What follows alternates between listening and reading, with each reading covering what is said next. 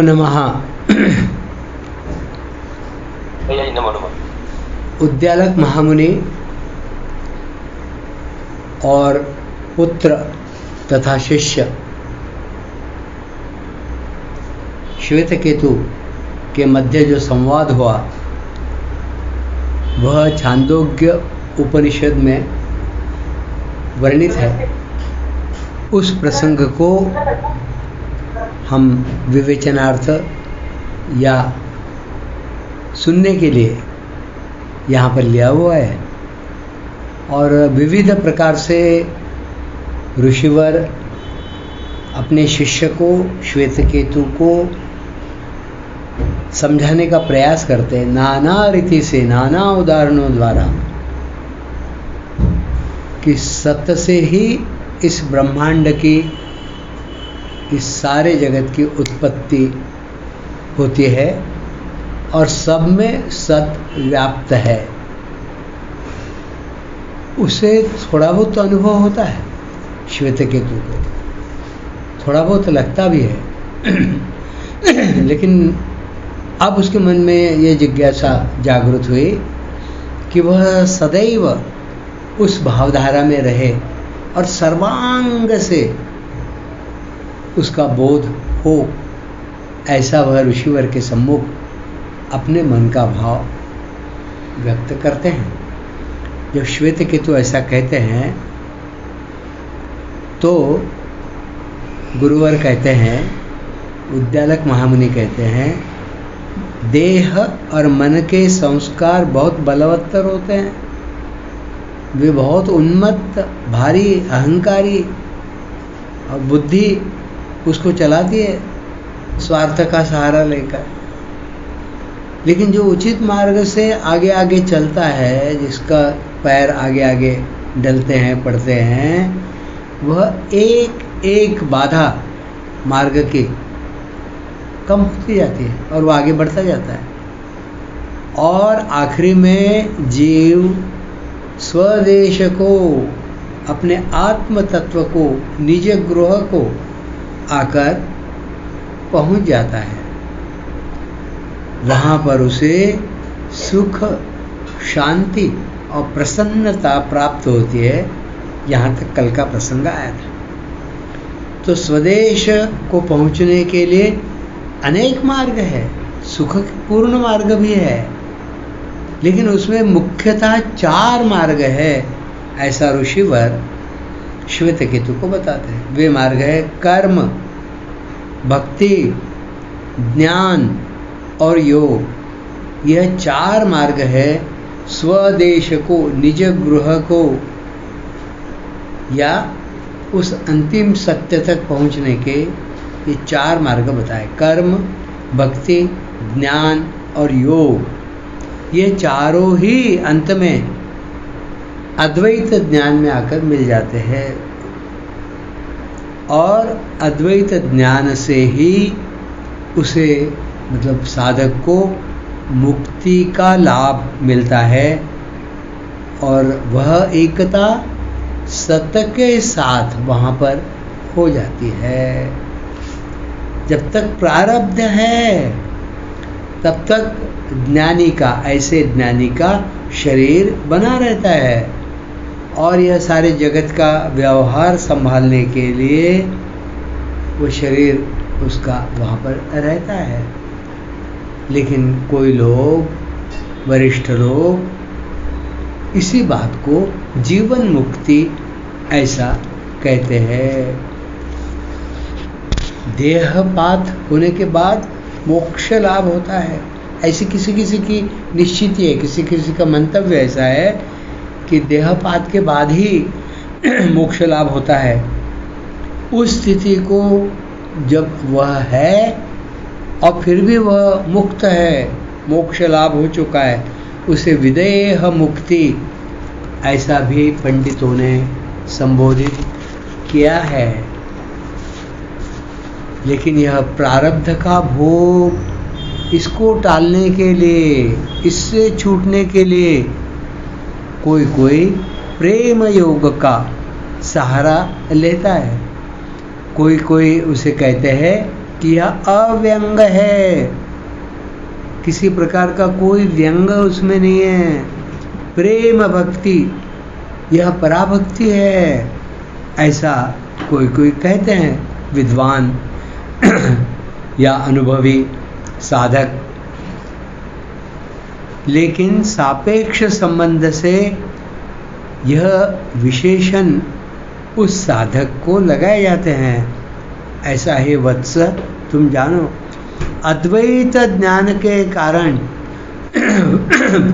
और प्रवृत्ति से साधक के साथ कि वह प्रेम मार्ग से जा रहा है, मतलब भक्ति मार्ग से, अथवा कर्म मार्ग से, अथवा ज्ञान मार्ग से, अथवा योग का जो मार्ग है उससे, वह किस मार्ग से जा रहा है। हाँ बोलिए बोलिए कहिए। थोड़ा सा पीछे बताएंगे, 5-7 लाख पीछे।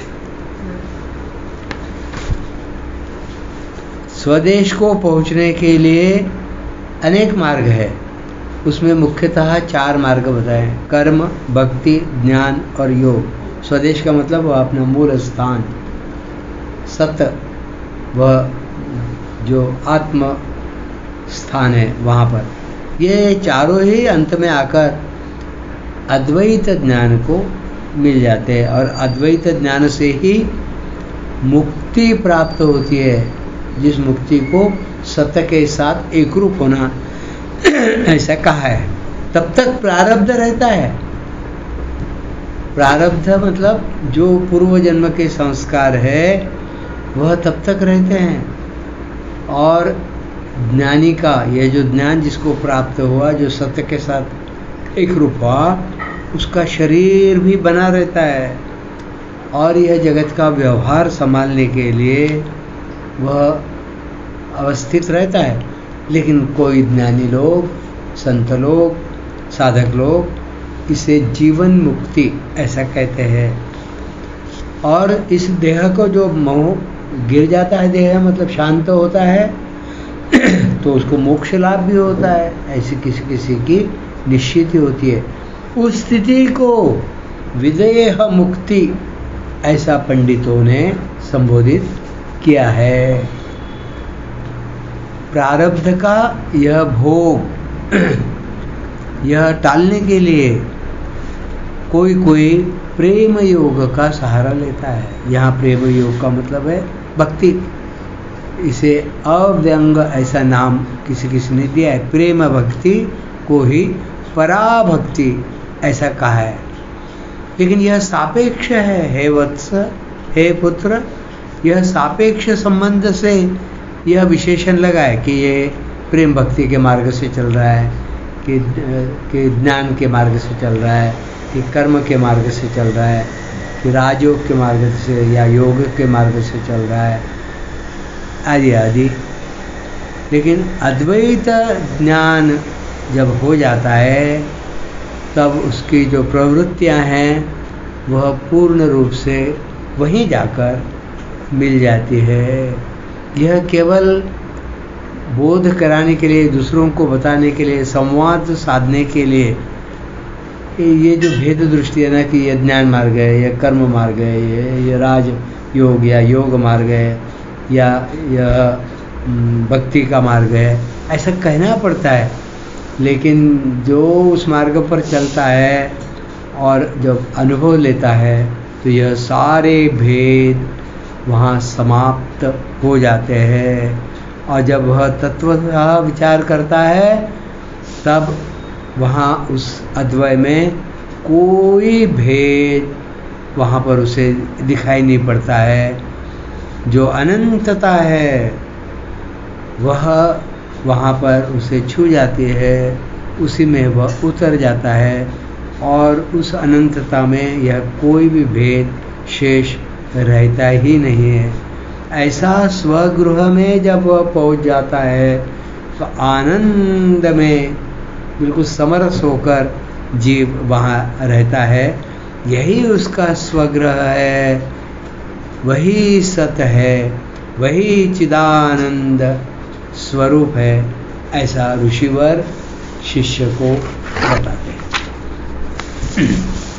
जो विश्व का कारण है, इस भूत सृष्टि का जीवन का कारण है, जो अंत में लय होकर पहुंचने का स्थान है, यह विविध तो लगता है लेकिन है एक ही, वह निष्कल निरंजन निर्विशेष रूपहीन। इसका वर्णन करना बुद्धि और वाणी के सामर्थ्य के बाहर है। बुद्धि और वाणी उसके लिए समर्थ नहीं है।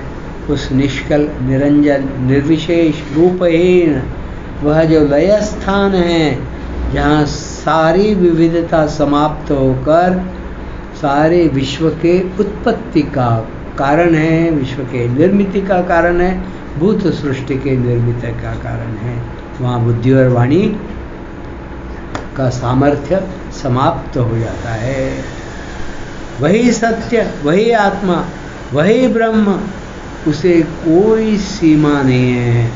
उसे ही संत या उत्तम लोग उसका ही भजन करते हैं, उसको ही गाते हैं, उसका ही सदैव बोध उनको रहता है। वह जो है वह तुम ही हो, तेज तू आहे सरे, हे श्वेतकेतु वह तुम ही हो। सामान्य लोगों को मैंपन के रूप में वह पता पड़ता है। वह मैंपन, मैं इस शब्द का या इस भाव का जब प्रयोग करते हैं या उनके मन में आता है तो वह देह और मन को संबोधित कर रहे होते हैं।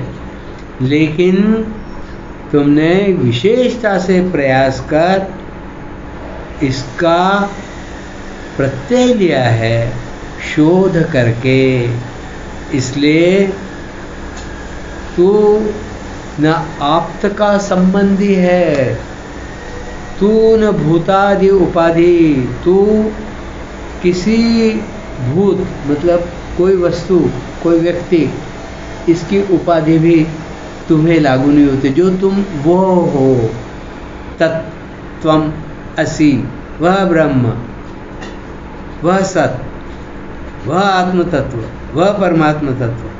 तब यह कोई भी उपाधि कि ये तुम्हारा नाम श्वेतकेतु है, तुम इसके पुत्र हो, तुम इस स्कूल में हो, तुम्हारी ये आयु है, तुम्हारा ऐसा शरीर है, तुम्हारा ऐसा रंग है, यह कोई उपाधि वहाँ लागू नहीं होती है, क्योंकि तब तुम अपने आप को उस स्थिति में संबोधित कर रहे हो, उस सत्य को, उस आत्म तत्व को। तुम न मन, तुम न बुद्धि, तुम न इंद्रियां, तुम कुछ भी नहीं हो। इन सबके जो प्रवर्तक है और जो सब में है, लेकिन किसी से वह बाधित नहीं है, ऐसा सन्मात्र, ऐसा नीरव सुख वह तुम हो। तेज तू आहे सरे, हे श्वेतकेतु वह तुम हो। श्वेतकेतु फिर से विनती कर रहा है, प्रभु आप तो ज्ञानवापी हो। वापी का मतलब होता है कुआं। आप तो ज्ञान के कुएं हो, ज्ञान के सागर हो, लेकिन मेरी प्यास अभी भी बुझी नहीं है, उसका पूरे तरीके से शमन नहीं हुआ है। गुरु से ज्ञान प्राप्त होते ही किस क्रम से वह विद्वान सत से संपन्न होता है, उसका आप मुझे कृपया उपदेश करिए। पुत्र की यह ज्ञान लालसा आचार्य को बहुत संतोष दे रही है। उद्यालक मुनि संतोषित हो रहे हैं, कह रहे हैं मैंने पहले तुम्हारे जैसा जिज्ञासु, जो साक्षेपी है, जो इतनी गहराई से चिंतन कर सकता है, ऐसा नहीं देखा। जो तुमने सुना उन सब बातों को अपने वर्तन में लाओ, व्यवहार में लाओ। जिसकी तुम्हारे मन में आस जगी है वही तुम्हें आगे बढ़ा सकती है, बढ़ाएगी, और क्रमशः वह आगे आगे ले जाएगी। वह आस्था के साथ तुम काम करो और वह क्रम मार्ग अपने आप जब तुम चलोगे तो एक के बाद एक सुलटता जाएगा। तुम्हारी इच्छा से ही तुम्हें उसका जो क्रम है वह मिलेगा। लेकिन तुमको फिर भी मैं बताता हूँ, हे बच्चे तो सुनो। ऐसा कहकर ऋषिवर कह रहे हैं कि तुम सावधान हो जाओ, अवधान रखकर इस बात को सुनो। अब ऐसा कहने का कि अवधान रखो, अब यह स्थान रहा नहीं। तुम्हारी ऐसी स्थिति बन गई है, तुम इस स्थिति में पहुंच गए हो या साधना के उस स्थान तक पहुंच गए हो कि अब तुम्हें अवधान दो, सावधान रहो, ऐसा कहने की जरूरत नहीं है। अब तुम जब उस मार्ग में उतर चुके हो तो क्रमशः तुम्हें आगे आगे की बात एक एक करके सुलटती जाएगी, पता पड़ती जाएगी। कहते हैं गुरुवर, नींद में और मरण समय जीव सत्य के साथ एक रूप होता है। मैंने पूर्व में यह बात बताई थी, उसकी स्मृति तो तुम में है ना। वहां पर क्रम कैसा रखना, उस बात को कैसे समझना, वही यहाँ पर लागू करना है। बालक साक्षात्कार में भी अब अलग से कोई विशेषता नहीं बची है, क्योंकि तुमने जब इस बात का आभास कर लिया है। और जब तुम रोज नींद में जाते हो अथवा मरण समय में, उस समय यदि तुम्हारा मतलब जीव आत्म तत्व यदि सत्य के साथ एक रूप हुआ है तो वह सब पता पड़ ही जाएगा। अब इसकी कोई विशेषता नहीं रही, ऐसा गुरुवर बताते हैं। और मृत्यु समय में क्या होता है वह तुमने पहले देखा है। और पंचतत्व में कुछ दिनों के पूर्व कोई वृद्ध जब विलीन होते हैं वह भी तुमने देखा है। ऐसा होते हुए यह उदाहरण रखकर उद्दालक महामुनि यहाँ रुकते हैं। आज हम भी इस संवाद को यहाँ पर रोकेंगे और आगे की बात कि मृत्यु समय क्या होता है। किसी की मृत्यु होते हुए श्वेतकेतु ने देखा है तो प्रत्यक्ष यह उदाहरण उसके सामने घटित हुआ है, तो उस समय क्या होता है यह तुम्हें पता है। और रोज की नींद में क्या होता है यह भी तुम्हें पता है। इस बात को लेकर वे इस घटना को उठाते हैं साधना की दृष्टि से अथवा जीवन मुक्तता या मोक्ष प्राप्ति या सत्य के साथ एकरूप होने की दृष्टि से यह प्रसंग आगे चलता है। आज यही समाप्त करते हैं।